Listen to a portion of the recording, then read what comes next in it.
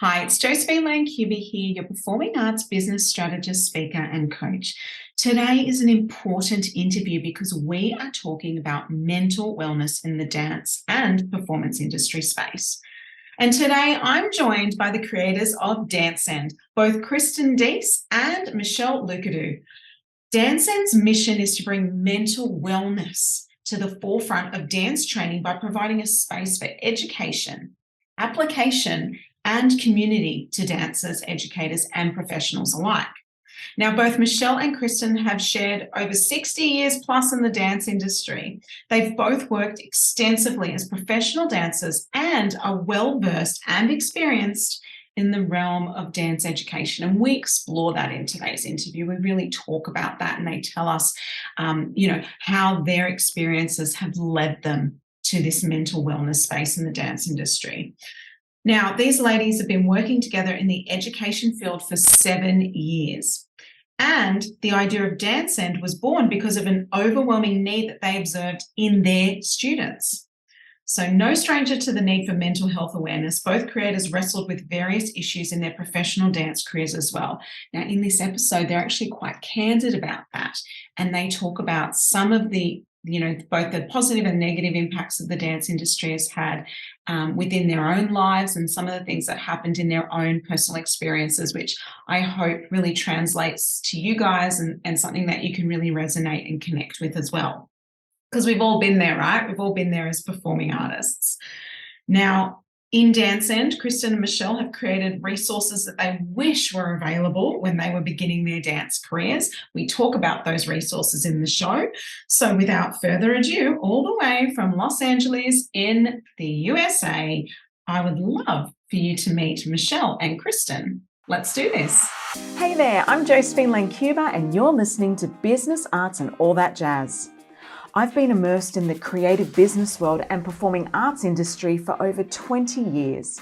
I know from experience that being an artist, a creative, or running a creative business can be a tough gig, but I'm here to tell you it's possible. I went from having $0 to my name and living below the poverty line, to then living paycheck to paycheck, to finally living a life of comfort, happiness, passion, and even stability. In this podcast, I peel back the curtain and share with you the ups and downs of my journey. Plus, I tap into the minds of creative industry experts to discover their paths to success. I know you have a spark inside of you, that little voice that tells you to reach for the stars. I want to help you step into your limelight, to have the courage to live a life you dream of, a life that you design.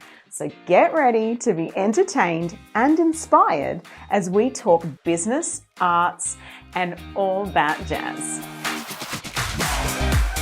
Hello and welcome, ladies, to the show. I'm so excited to have you both here. Thank you for having us. We're excited to be here. I know, and all the way from LA. What time is it there at the moment? 6 o'clock. 6:05 p.m. 6:05 p.m. Oh, that's not too bad. That's pretty good. It's 1 p.m. here in Sydney, Australia. So, that's not too bad. Look, I just wanted to say, again, thank you for being on the show. I met you guys in an industry Facebook group. As you do these days. It's the love-hate relationship with social media, I suppose. But it was great because you guys were talking about, mental wellness in dancers and all that stuff. And I was just really attracted to that post, which is why we're here today. So it's amazing that we've connected in that way. The first thing I think everyone may like to know is how you ladies got started in the dance industry, like generally, and what you do within it now. So maybe Michelle, if you'd like to kick it off. Yeah, sure. Well, I started out as a super bunhead. So I started dancing when I was 3 and then went to American Ballet Theater School when I was 14 in New York, and was super, super nerdy about ballet. And I danced for 4 ballet companies after graduating from high school. And then I was actually let go from one of the ballet companies because they said my body type was too large for their next season. And then I found my way to musical theater and fell in love with it. I did 5 shows on Broadway, 8 shows a week for the next almost 10 years, and then came out to LA. did some film and television and commercial dance out here. And that's how I met Kristen. We both were working at Huston College in LA. And the whole time I had been an educator, loved being in the classroom and watching those little light bulb moments for dancers. And now, so I left my position at Huston College about 2 years ago, almost now. And now I'm teaching on a dance convention. I'm teaching ballet, musical theater, and contemporary on fluid dance convention. And I'm adjunct faculty at AMDA out here in LA. Okay, So that's amazing. my background. There's a lot going on there. Sounds very busy. I love that. I love that. Yeah. And Kristen, what about you? Yeah, so like Michelle, I started as a total ballet person. I thought that other forms of dance were just ludicrous and weren't really dance. So narrow-minded. And I trained at the Rock School of Pennsylvania Ballet, Miami City Ballet School, School of American Ballet, and that was my path until I was diagnosed with an autoimmune disorder, and it really took a toll on my body. And it was injury after injury after injury. And by the time I was 17 and most of us were accepting company contracts, I was just like, I don't even know if I can do this for a year, let alone like the next 10, 15, 20 years of my life. Like it just hurt too much. So I decided to stop dancing totally because to me, there was only one definition of success. And if I wasn't going to meet that, then I didn't want anything to do with it. And I went on to, other areas of my life. I got my bachelor's in history. I was in a PhD program for history. And the whole time I started to become more aware of the bigger dance world outside of ballet. And I really fell in love with it and felt like there's so much for me to learn. And I wanted to make sure that I was able to provide a space for the next generation of dancers that I don't feel like I really got. And I wanted them to know about the whole world of dance. I wanted them to be mentally okay with they were facing injury and things like that. And so I went and got my MFA in dance from Tisch because I wanted to teach in higher education. And I moved out to LA, and then that's how I met Michelle. We were both at Huston College, and I'm still there. And then we started Danscend. Yeah, I love that story. And you mentioned that you guys met in college, but what really drew you guys together? Like, what was it where you just knew you guys connected in a way that was aligned, I suppose? Well, I think when we met, Michelle was actually my boss at the time. She was the chair of the dance department, and I was an adjunct faculty. And I think that it was very clear from the get-go that we both had similar teaching philosophies, where we were both committed to sort of taking the good from what we were given as young dancers and discarding the stuff that didn't work. And I know a lot of educators unconsciously just recycle what they were taught. You teach the way that you were taught, right? But I feel like the both of us really made a concerted effort and a conscious effort to not do that, and to think about what worked and what didn't, and what could help our students. And so I think for me, at least, that's sort of why we connected in that way.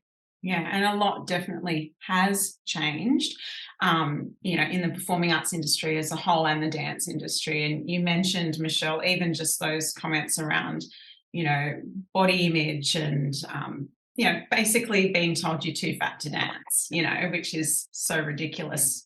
I mean, are we still seeing these sorts of things now, do you think, in the industry, or is it getting better? How have things changed in your mind? So I do believe it's getting better. I think it still exists, definitely. I mean, there are still some programs that have weigh-ins on a weekly basis. There are, there's this objectification of this one type of body that not everyone has, and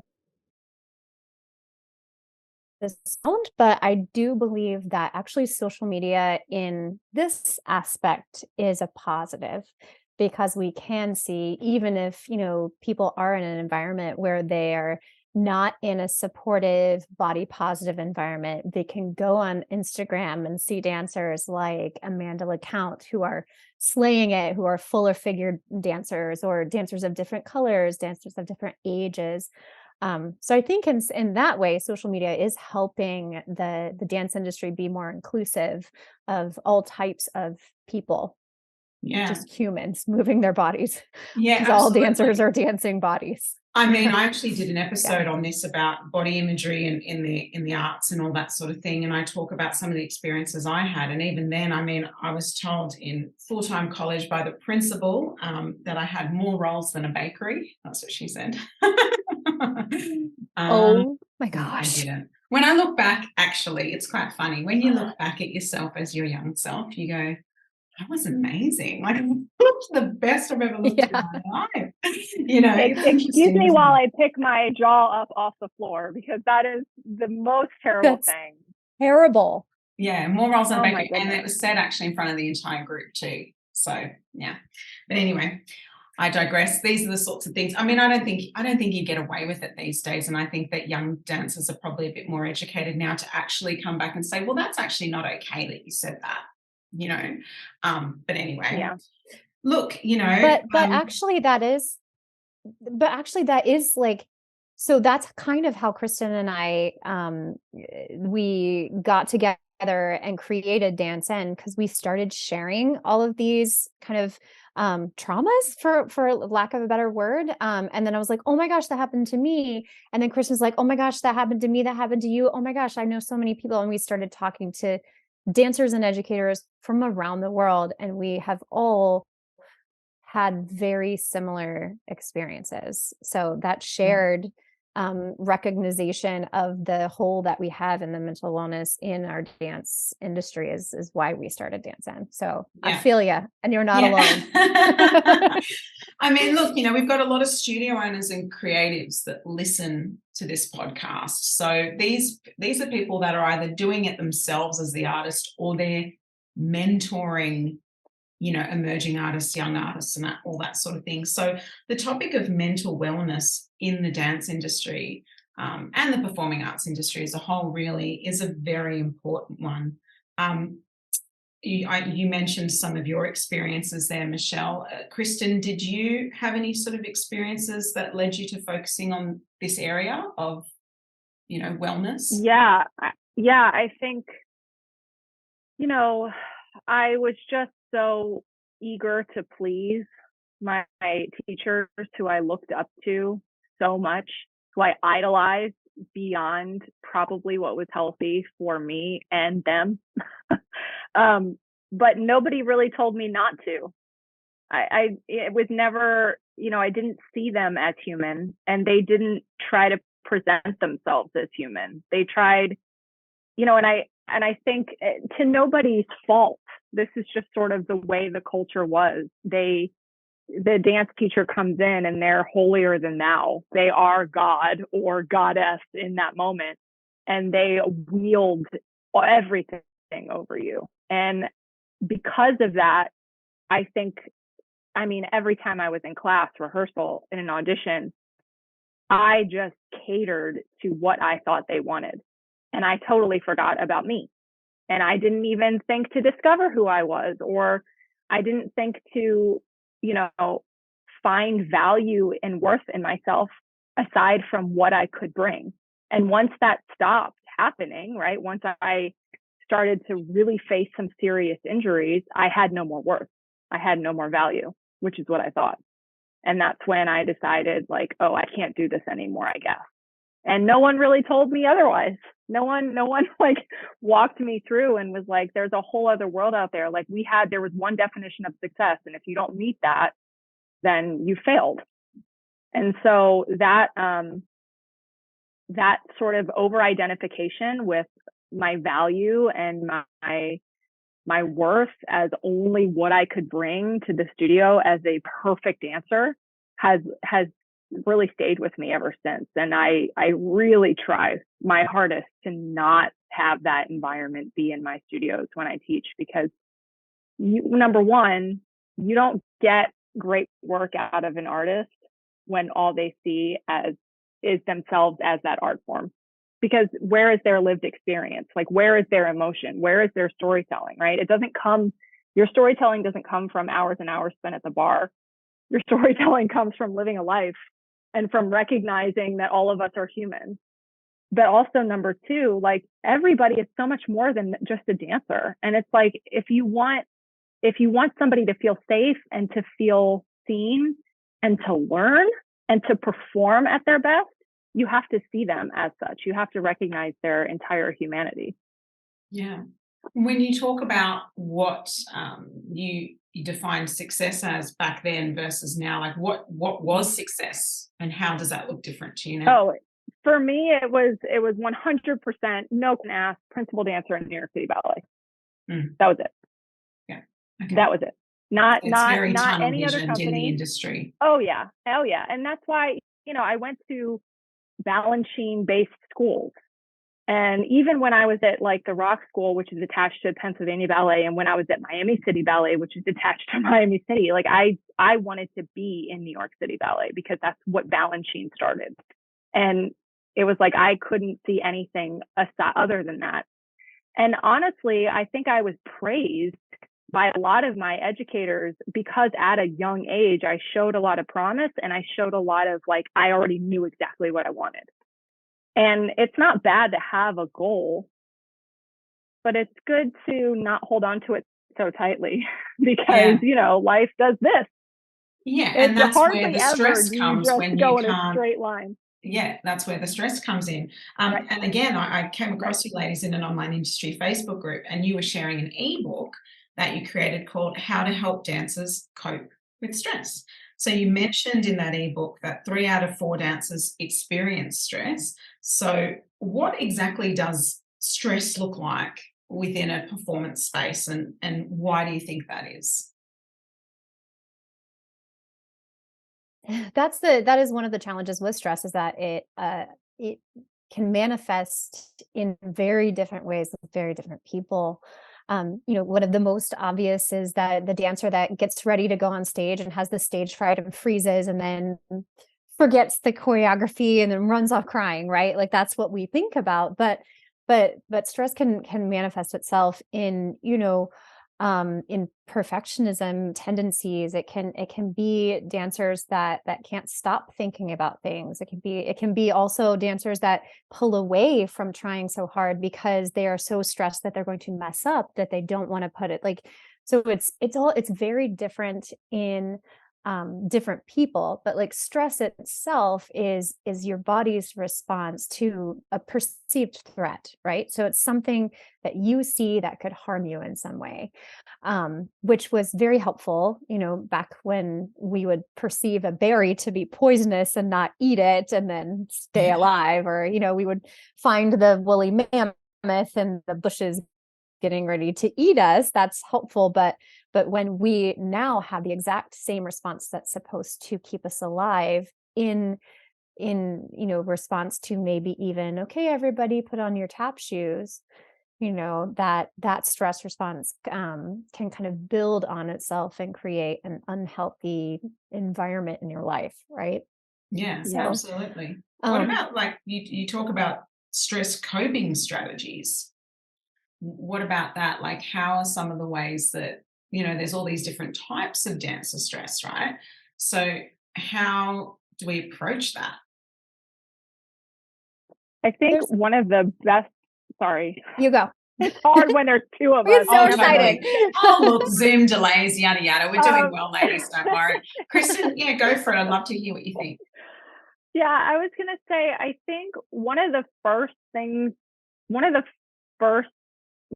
most beneficial things to do is to recognize what stress looks like for you and what stresses you out, right? Because people can throw coping mechanisms at you like, oh, do this or try that or try this. But like Michelle said, stress manifests itself in so many different ways for so many different people that if you really want to pinpoint what's going to work best for you, first step is to figure out, what do I feel when I'm stressed out? Do I feel anxious? Do I feel tired? Do I feel disengaged? Do I feel overwhelmed? And then what exactly in my life, where do those stressors come from? Because then you can kind of approach it in this 2-prong approach. Like you're ready for the stressor when it comes, because okay, I know that this is going to stress me out. And you also sort of know what your sort of go-to stress response is, so you can look for ways to counteract that. But many of us are living in such chronic stress situations that we're just stressed out all day long about everything. And we have no idea that our hormones are going crazy off the charts. And that actually can lead to some serious physical and mental issues like anxiety, depression, high blood pressure, heart disease, like all of these things. I would say most people, I think there was a poll like 82% of all Americans a couple years ago said that they were experiencing bodily issues related to stress on a regular basis. Yeah. That's a lot of people. Yeah, that is a lot. That are stressed. What and about I know as a myself, I studio mean, I owner? look at myself. I was just going to say, as a studio owner, so you're talking about from the dancer's perspective or the performer's perspective, but what about as a studio owner, if you're dealing, let's say, with young people that may not have that self-awareness? I mean, how do we reduce our student stress, or is this something that we really can't intervene with, or how do we, or can we support them? Like, what about identifying that as a teacher or a studio owner? Yeah, I think the first thing to do is to just recognize it and recognize that it's okay and that it might happen, right? Because I definitely have gotten stressed out, but then gotten stressed out about the fact that I was stressed out, right? So young dancers may have these feelings and may have, these reactions, and they don't know what it is. Often giving a name to something is very helpful in even like reducing some of that stress. Another great thing to do is if you have young dancers getting ready to go into a performance setting or a competition setting, preparing them for what they're going to expect and then having them walk through what they'll do, right? So if you're going to a theater, what are you going to do if you fall down on stage? Then have them talk through it, maybe even have them walk through it, because one of the biggest kind of causes that can spike a stress response is that surprise, right? That kind of like that immediate, like, oh my gosh, I don't know what to do.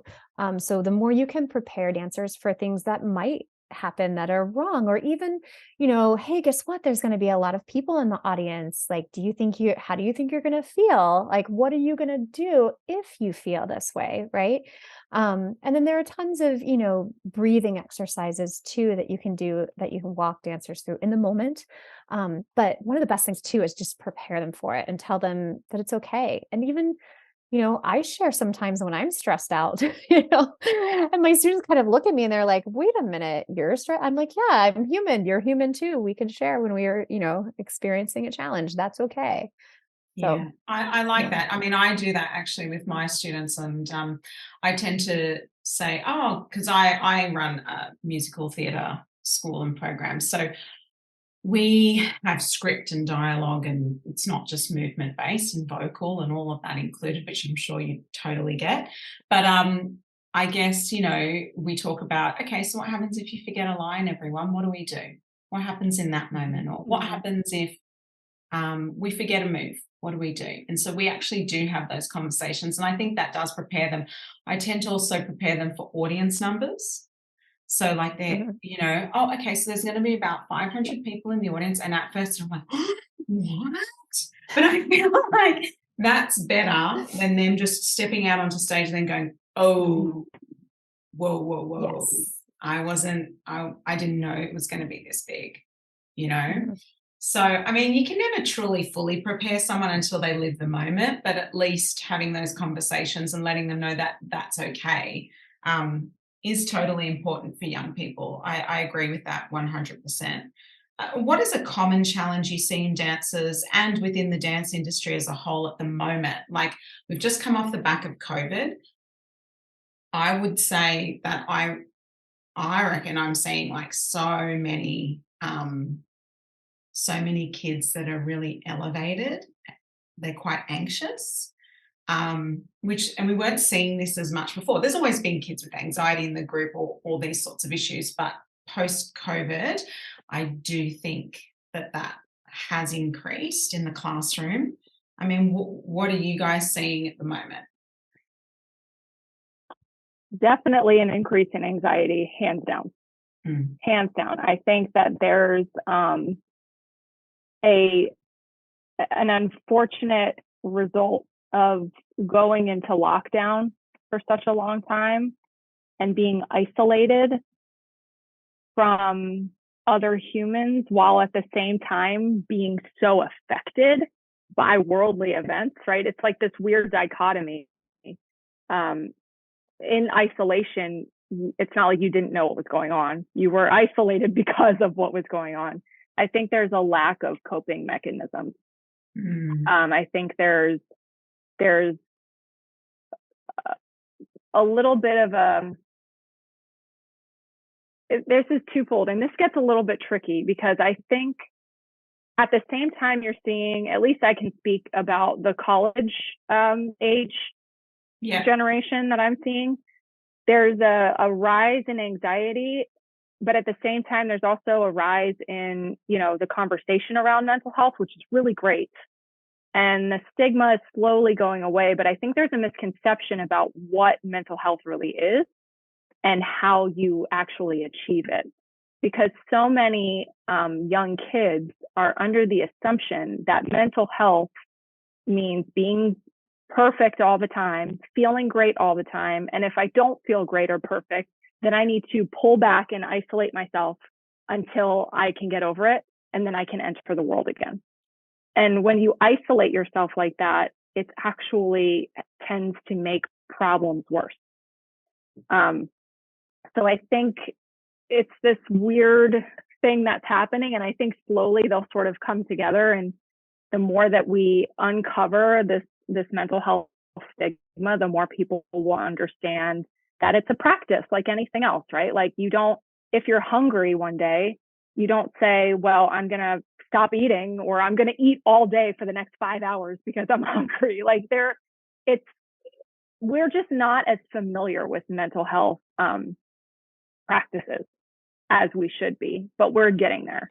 Yeah. I think also at the same time, because we were largely isolated, we depended on our phones, our televisions to give us this information. And many of us got stuck in this 24/7 news cycle, this 24/7 social media cycle that I know I watched CNN, all day long, every day. And, obviously that itself is a stressor because their job is to report a perceived or report a threat. And then, so you're just continually getting all of these threats that are spiking the stress levels. So I think that we have become very used to a 24-hour news/social media cycle. And I think one of the things that our young people now are seeing is the comparisons that happen with social media and feeling bad if you're not perfect because there are all of these, apps to fix your face and make yourself thinner and make your booty bigger and all of those things. So I hate it's, that so much. complicated. I hate those apps, especially for little people. They shouldn't be on it anyway. They have an age guide, but they still create these kids apps. I'm not talking about Instagram per se, but even like Snapchat and all that sort of stuff, but for kids. And my daughter's she's nearly 8 and she was asking to go on it because she's got friends on it. And I'm like, no, you're not going on Snapchat. You're not even 8 yet. She's like, oh no, it's just for kids. And all you do is you do pictures on your face and you send it to your friends. And I'm like, no, because that means you're changing the way you look. And I don't want you to see yourself differently to who you are. You're only little. I just feel like that's the beginning. And it's starting so much younger now, even though it's innocent. I mean, they could be turning their face into a possum or something. It doesn't really matter. But you get my point. Are you laughing because I selected possum just then? Yeah, it was kind of fantastic. I just imagined it. But you know what I mean? Like, it's Yeah. crazy. It's like, or they, beautify their face or whatever, like, so that's perfect, or they look like a fairy, a pixie or something. And it's just too much. And it starts so young. So then they start getting into the teen years, and everyone on social media is doing these splits that are part, like, their legs are literally bending up onto the top of their heads, like they're contortionists, basically. And this is the new norm for a dancer. It's just ridiculous, I think the standard has changed, because when I used to dance when we were young, it wasn't an acrobatics contest. And now it is. And you see a lot of that on social media. So how do we combat that? That's a really hard one. We can't make kids come off social media, or suffer that comparisonitis, I suppose. What's your thoughts around that? Well, so actually we have this group called Council. It's a group of educators, and we had a guest this morning, Leslie Scott, who is the co-founder of NEMA, which is advocates in the movement arts, but she presented on over-sexualization and objectification in the dance industry. And she was talking about how it does start young with us identifying with the way we look, and presenting our, even young people, like attaching their self-worth to what they look like from the outside. And that we as educators and parents are kind of, in charge of helping them understand who they are, and that they are, but at the same time, we're humans and we are conditioned, like the way our brains work. We want to fit in. Like we, need to fit in to like stay with the tribe and not get kicked out of the cave and eaten by the woolly mammoth. Right. So it's kind of a hard dichotomy to be like, no 8-year-old daughter, you can't be on this, because I understand that is not healthy for you. But then at the same time, trying to figure out how do you facilitate her, connecting with her peers. It's really difficult. Yeah, totally. You talked about breathing exercises. You talked about, doing different things to help bring, your energy level to a happy place, I suppose. You mentioned in your ebook an exercise 5, 4, 3, 2, 1. Do you want to just quickly talk us through that for anyone listening that can use that as a coping strategy at home? Do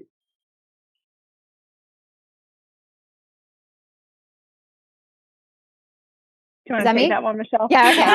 I was like, we were just coming off mute there, everyone, just so you know at home. There you go. So the 5, 4, 3, 2, 1 exercise, it's an exercise, it's a cognitive behavioral therapy exercise for helping with anxiety in the moment, right? So you can do the preparation ahead of time, and you can, think about what's going to happen and go through scenarios. But if you do it, like if you are experiencing a moment, and this is the first time I did this was actually with my therapist. So this was not something I researched. This was something that like my therapist was like, okay, chill out. And then she started walking me through this. So basically, if you are having a stress response, you just slowly start to notice things. So you start with 5 things that you can see.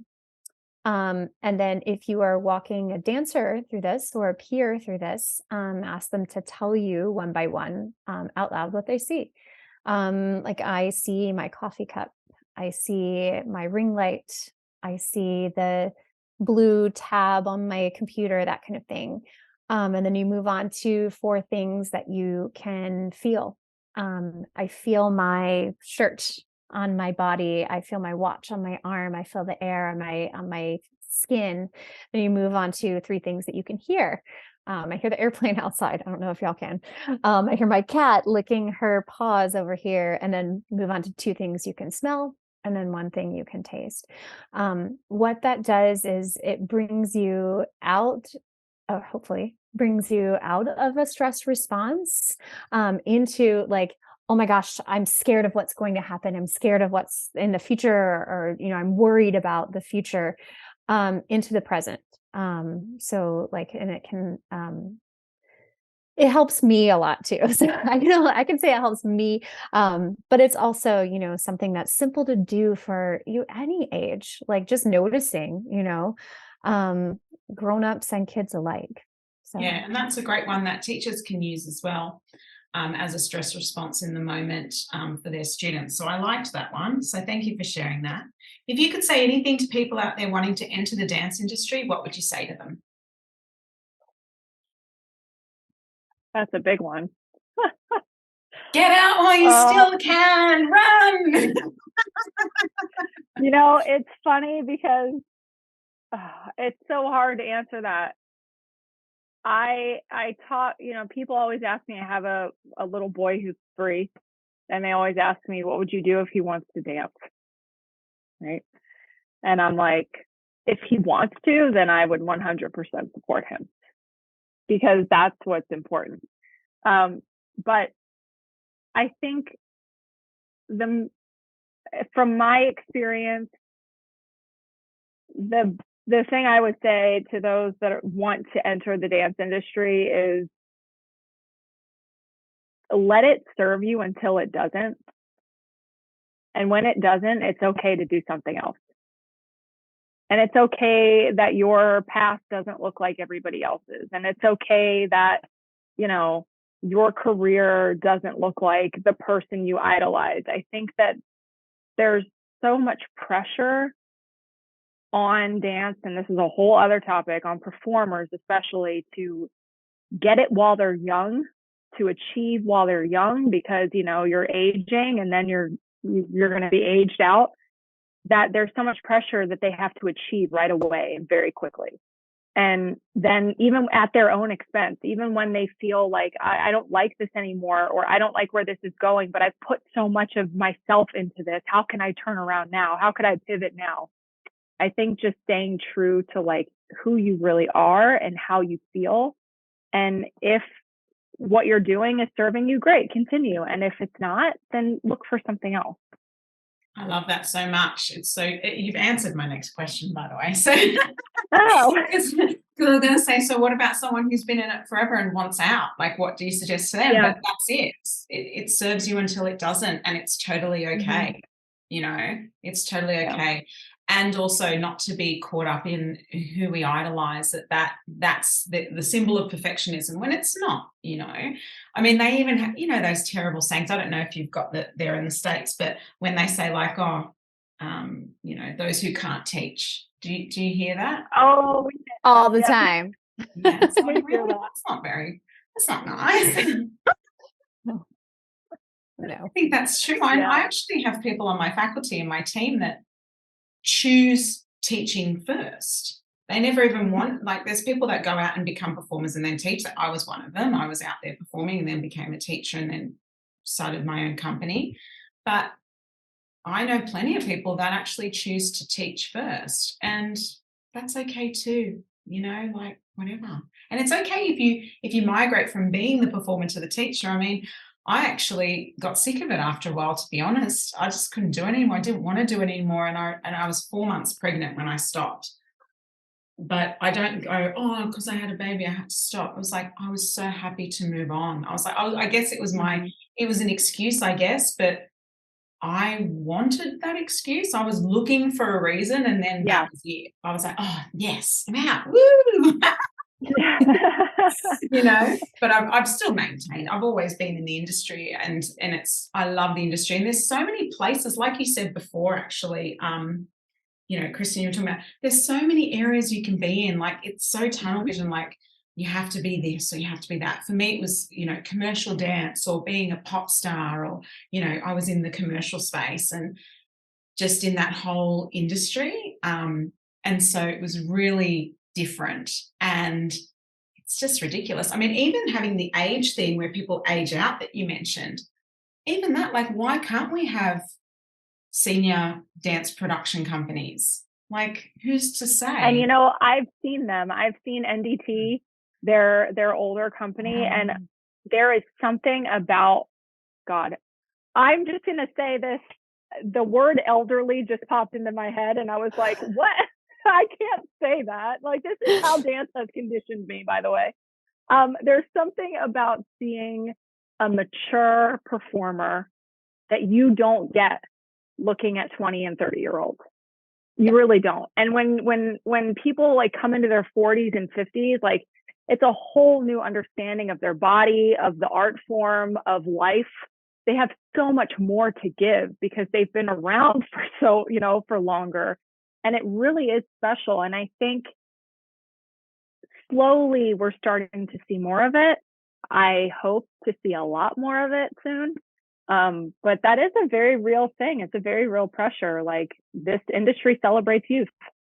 Totally. And hopefully that changes. Yeah, absolutely. Absolutely. What was the company you said that was doing that sort of work? Netherlands Dance Theater, NDT.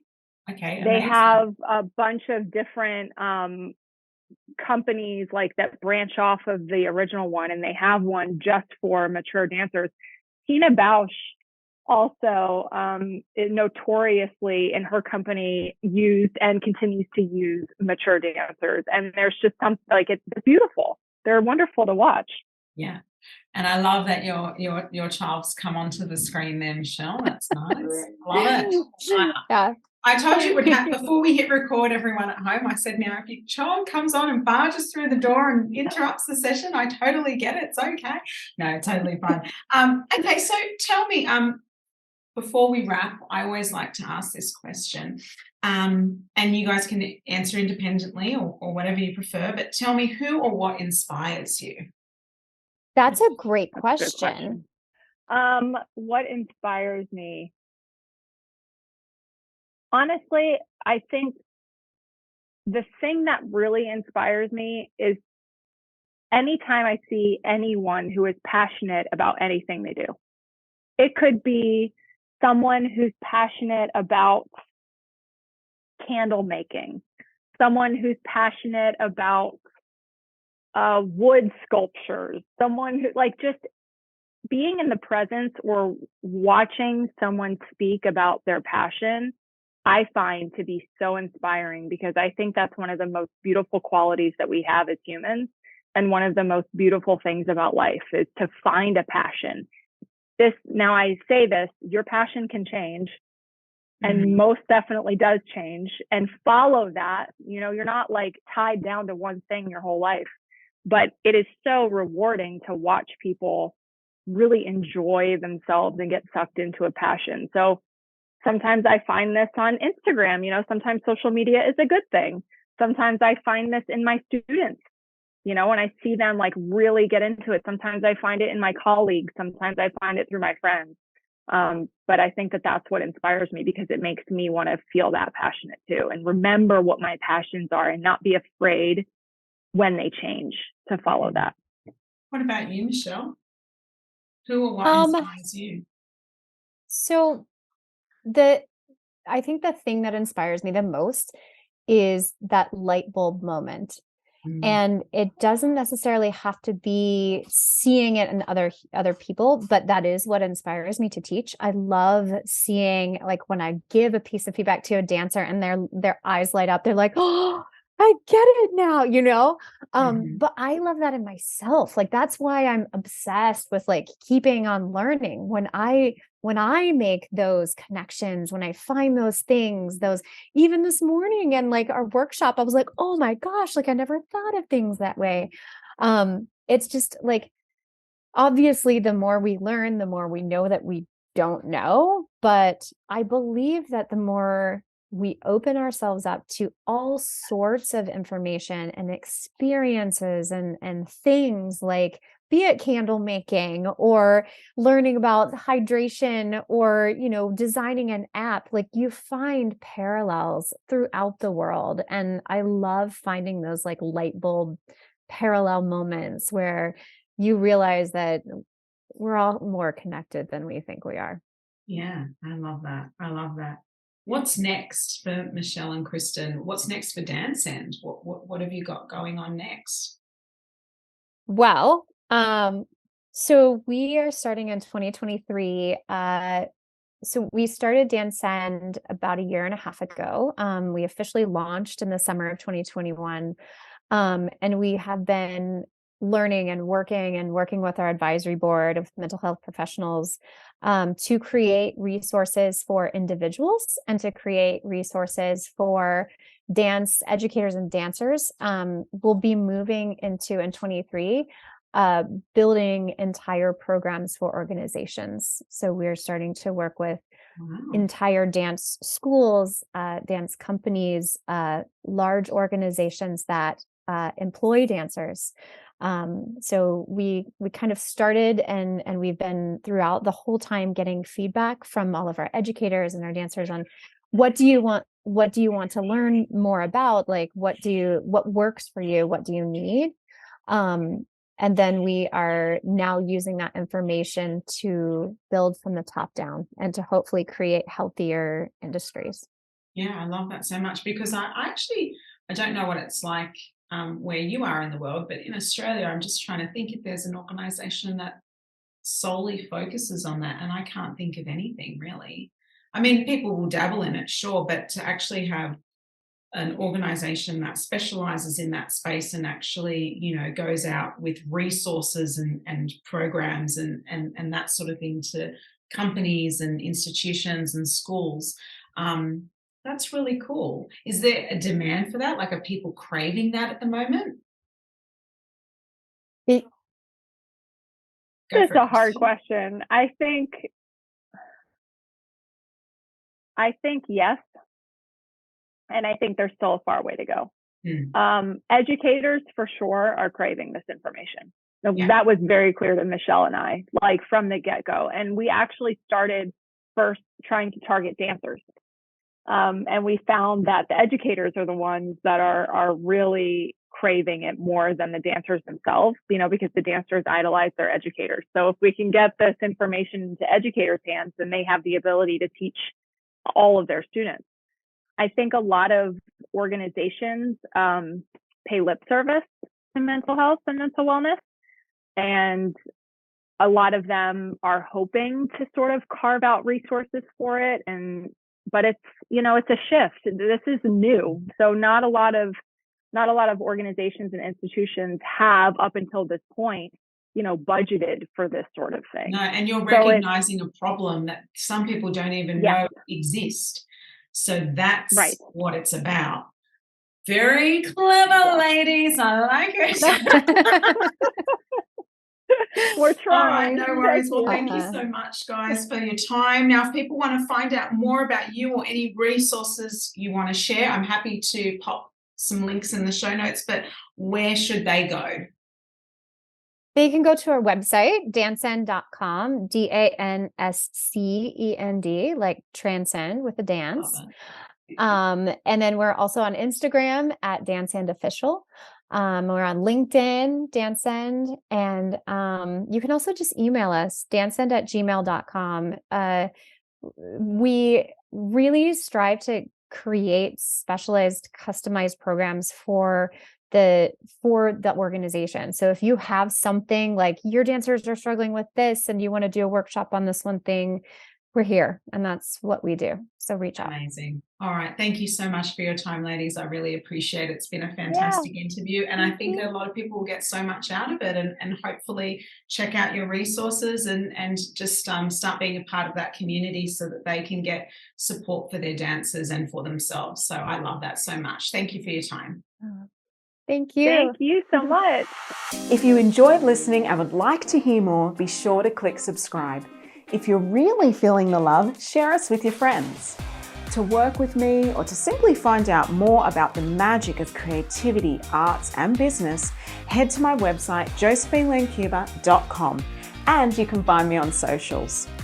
I also have a book that I've co-written with a bunch of amazing entrepreneurial women called The Women Changing the World, and you can grab a copy of that at josephinelancuba.com/books. Thanks for listening.